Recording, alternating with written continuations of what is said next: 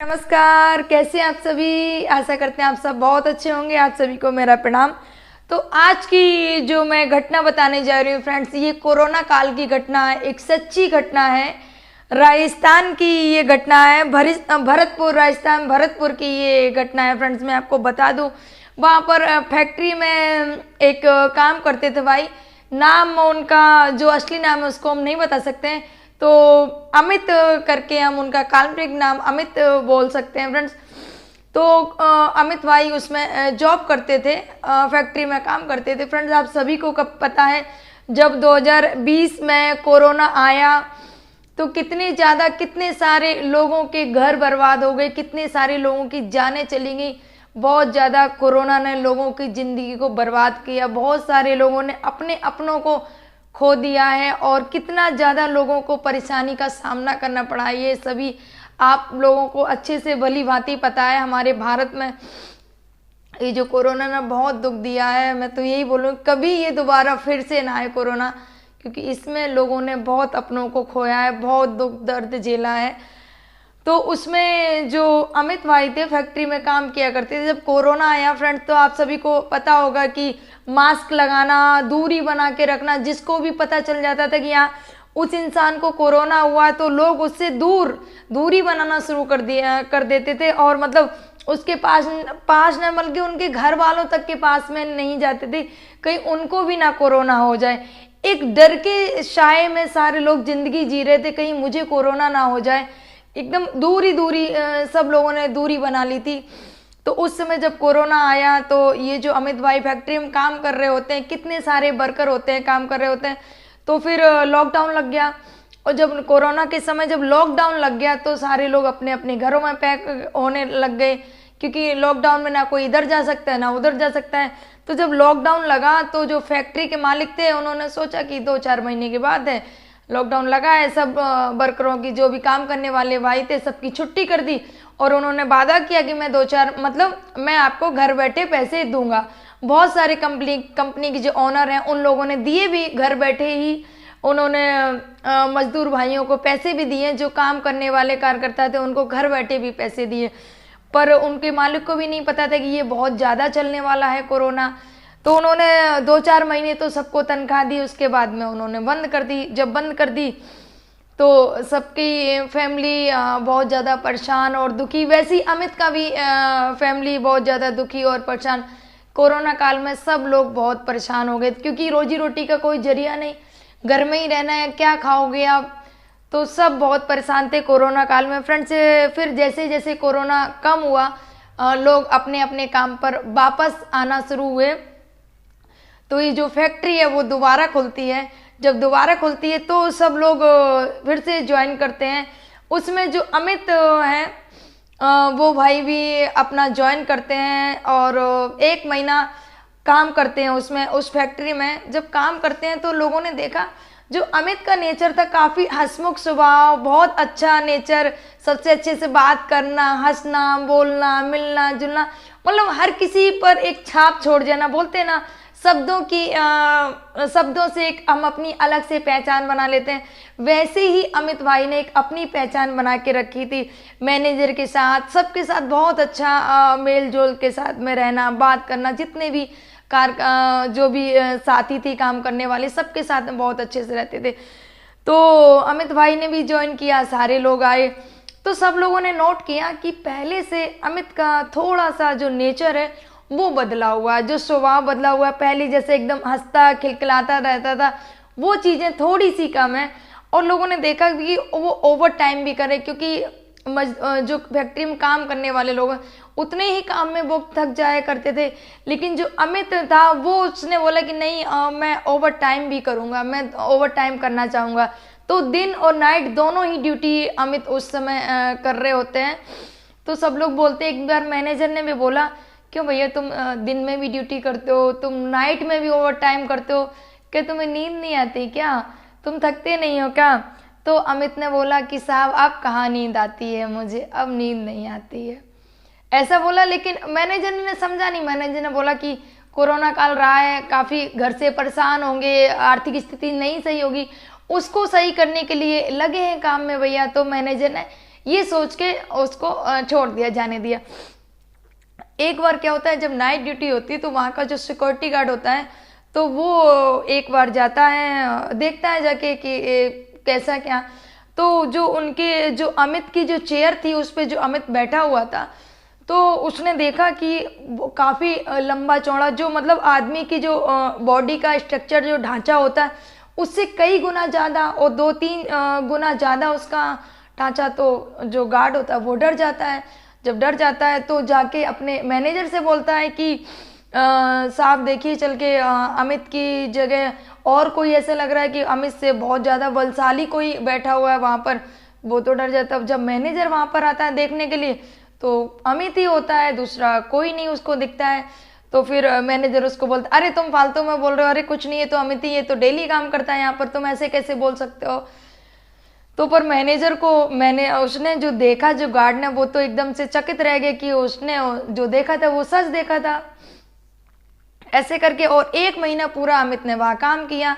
उसने बोला कि 1 महीने से ये तो काम कर रहा है। और जो 7 तारीख को जब वेतन का टाइम आता है, 6 महीने को लास्ट होता है, महीने का लास्ट 6 तारीख और 7 तारीख को वेतन मिलना था। 1 महीने अमित ने वहाँ पर काम किया और जब वेतन का समय आता है, 7 तारीख आती है, तो उस 7 तारीख को वो वहाँ से चला जाता है, बिना बताए चला जाता है। अब सब लोग परेशान। मैनेजर भी बोलता है कि अमित कभी भी बिना बताए मतलब यहाँ से जाता नहीं, आखिर हुआ क्या ऐसा, बिना बताए चला गया, क्या काम ऐसा आ गया है और अपना वेतन भी नहीं लेके गया है। तो मैनेजर ने ये बात अपने जो ओनर है, मालिक से बोलते हैं कि सर ऐसी ऐसी बात है, अमित ने इतने दिन तक काम किया पर जब सैलरी का टाइम आया बताया भी नहीं कि क्या दिक्कत है क्या नहीं है, और जो आसपास के लोग हैं उनसे भी कोई जानकारी नहीं मिल रही है, क्या करना चाहिए। उसका 50,000 रुपये पेमेंट बना है, उसने ओवर टाइम भी किया था। तो जो कंपनी के ओनर होते हैं उन्होंने बोला कि ऐसा करो मैनेजर कि उनके घर का पता पूछ के और ये जो पैसे हैं उनके घर पे पहुंचा दो जाके, क्योंकि कुछ पता ही नहीं चल रहा है अमित का, तो उनके घर पे पहुंचा दो। तो मैनेजर और एक और साथी के साथ में पता पूछते हुए अमित के घर पहुंचते हैं। तो जब अमित के घर पहुंचते हैं तो देखते हैं उनके 2 बच्चे होते हैं और बीबी होती है। तो हम बोलते हैं कि अमित कहाँ है, तो बीबी सामने देखती है, चौंक जाती है कि अमित कहाँ है। उन्होंने जब पूछा तो बीबी बोली कि वो तो नहीं रहे हैं। बोले कब, क्या हुआ। और जब बीबी ने बोला वो तो नहीं रहे हैं तो मैनेजर ने बोला क्या बात कर रही हो आप, अमित ने 1 महीने तक हमारे फैक्ट्री में काम किया है और ओवर टाइम भी किया उन्होंने, और मैं बाखूबी अमित को अच्छे से जानता हूँ। मतलब मेरी आंखें धोखा नहीं खा सकती, अमित का नेचर भी मैं जानता हूँ अच्छे से, मैं उसकी आवाज़ से भी उसको पहचानता हूँ और मेरी आंखें धोखा नहीं खा सकती। वो अमित ही था जो मेरे यहाँ पर काम करने के लिए दोबारा जब फैक्ट्री खुली वो काम करने के लिए आया और 1 महीने उसने ओवर टाइम काम किया। पर जब सैलरी का समय आया तो उसने सैलरी के समय बिना बताई वहाँ से चला आया। अब क्या बात हुई पता नहीं। तो उसकी बीवी चौंकी कि ऐसे कैसे हो सकता है। तो जब उसने बताया बीवी ने कि वो तो 3 महीने पहले ही उनका देहांत हो गया है कोरोना काल में। जब उन्होंने बताया कि कोरोना जब ख़त्म हो रहा था, सब खुलने लग गया था, तब सबको लगा इतना कोरोना नहीं है और सब, तब उनकी उस समय तबीयत खराब हुई और उनको एडमिट कराया गया हॉस्पिटल में। फिर उनकी मृत्यु हो जाती है। उनकी पत्नी ने ऐसा बताया। जब उनकी पत्नी ने ऐसा बताया तो मैनेजर चौंक गए, भैया हैरान हो गए, परेशान हो, ऐसे कैसे हो सकता है। जिस इंसान ने 1 महीने ड्यूटी की हमारे साथ में रहकर और अब पता चल रहा है कि उसकी मृत्यु हो चुकी है, तो काफ़ी हैरान हो गए मैनेजर। तो फिर उनको विश्वास ही नहीं हो रहा था। फिर उन्होंने आसपास जो और लोग थे उनसे जानकारी जुटाई तो और लोगों ने भी बताया कि हाँ ये सही बोल रही हैं। 1 महीने पहले ही 2-3 महीने पहले अमित का देहांत हो चुका है, वो कोरोना काल में उसकी मृत्यु हो गई। तो भाई मैनेजर को भी बात माननी पड़ी क्योंकि सारे लोग सारे साक्ष्य दे रहे थे, सारे लोग गवाह थे वहाँ पर, उनके बच्चे सब लोग। तो फिर अमित ने बोला कि जो भी हुआ बहुत गलत हुआ, हमें तो नहीं पता, पर मैं इस बात को बोलता हूँ और हमारे जो कंपनी के सारे वर्कर हैं आप उनसे भी पूछ सकते हैं कि अमित ने हमारे यहाँ पर प्रेजेंट भी दिए, डेली हाजिरी लगाई है, डेली उसने काम किया है, ओवर टाइम भी उसने किया है। तो जो मैनेजर होते हैं लिफाफा अपनी जेब से निकालते हैं और वो लिफाफे में 50,000 रुपये होते हैं वो उनकी पत्नी को हाथ में देते हैं, ये लीजिए। मुझे नहीं पता कि अमित, मुझे अभी पता चला अमित नहीं, लेकिन अमित ने मेरे यहाँ पर जो काम किया है 1 महीने पूरा, उसने ओवर टाइम भी किया, उसकी सैलरी ये बनती है, और आप उसकी पत्नी, आपका हक है इन रुपयों पर, इसलिए मैं आपको ये रुपए दे के जा रहा हूँ, आप उनकी पत्नी हैं। तो जैसे ही पत्नी के हाथ में लिफाफा दिया, पत्नी ने जैसे ही लिफाफा खोला उसमें 50,000 रुपये थे, तो पत्नी की आंखों में आंसू आ गए और पत्नी रोने लग गई। तो मैनेजर हैरान था, क्योंकि जब मैनेजर आए तो उन्होंने पूछा, तब पत्नी की आंखों में आंसू नहीं थे, पत्नी नहीं रो रही थी। जैसे ही लिफाफा खोला तो लिफाफे में जो रुपए थे 50,000, वो देखकर पत्नी फपक फपक के रोने लग गई और उसकी अश्रुधारा भरी। तो मैनेजर ने पूछा कि ऐसा क्या हुआ, आप क्यों रोने लगी हो, अभी आप क्यों रो रही हो? तो पत्नी बोली कि मेरे पति के जाने के बाद मैं बहुत परेशान, मैं बहुत दुखी हो गई थी, कोई भी रिश्तेदार मेरी मदद करने के लिए तैयार नहीं थे, हम अपने बच्चों को लेकर कहाँ जाएं, क्या करें। एक हमारे घर में जो अकेले कमाने वाले सदस्य थे, और उनके जाने के बाद हम बहुत दुखी थी। एक बार मैं बच्चों से अपने बोल रही थी कि हमारी कोई भी मदद नहीं कर रहा है, अगर हमें कोई 50,000 रुपये दे दे तो हम अपने घर में के ही बाहर एक दुकान खोल लें, ताकि हम अपने बच्चों का पढ़ाई और घर का खर्च हम चला सकें। तो बोली कि मैंने ये बात अपने बच्चों से कही थी, तो शायद हमारे पति अमित की आत्मा ने ये बात सुन ली कि मेरी पत्नी को 40-50,000 की ज़रूरत है, और शायद उन्होंने इसलिए 1 महीना वहाँ काम किया जाके, इस वजह से उसके आंख में आंसू थे। फ्रेंड्स देखिए, एक इंसान, एक पति, एक पिता अपने बच्चों के लिए, बीवी बच्चों के लिए कितना करता है। एक आत्मा होकर उसने वहाँ 1 महीने काम किया है जाके।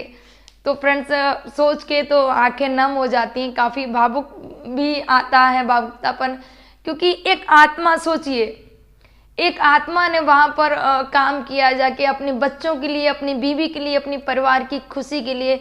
तो उनकी पत्नी की आंखों में आंसू होते हैं, मैनेजर ने वो रुपए दे देते हैं, तब सब लोगों को यकीन हो जाता है, मैनेजर को भी इस बात का यकीन हो जाता है कि हाँ ये बात बिल्कुल सत्य है। मैनेजर वहाँ से चले जाते हैं, और जाने के बाद में फिर पूरा जो मामला होता है वो पूरा अपने मालिक को बताते हैं जाके, मालिक को बताते, तो मालिक को भी यकीन नहीं हो रहा था कि ऐसा भी हो सकता है। लेकिन फ्रेंड्स ये सच्ची घटना है जो कोरोना काल में हुआ। बहुत सारे घरों की जिंदगी बर्बाद हो गई, बहुत सारे लोगों के अपने चले गए। मैं तो यही भगवान से दुआ करती हूँ, कभी भी ये कोरोना कभी ना आए हमारे देश में, पूरे दुनिया में कहीं ना आए। मैं यही भगवान से दुआ करती हूँ, प्रभु से, कभी भी किसी के अपने ना बिछड़ें इस दुख की घड़ी में। जो वो आत्मा को, भाई मैं तो प्रणाम करती हूँ भाई को, जिसने आत्मा बनकर वहाँ काम किया जाके। फ्रेंड्स ये सच्ची घटना है राजस्थान की। आपको कैसी लगी ये घटना कमेंट करके ज़रूर बताइएगा। फ्रेंड्स आप सभी को मेरा नमस्कार, प्रणाम, राधे राधे।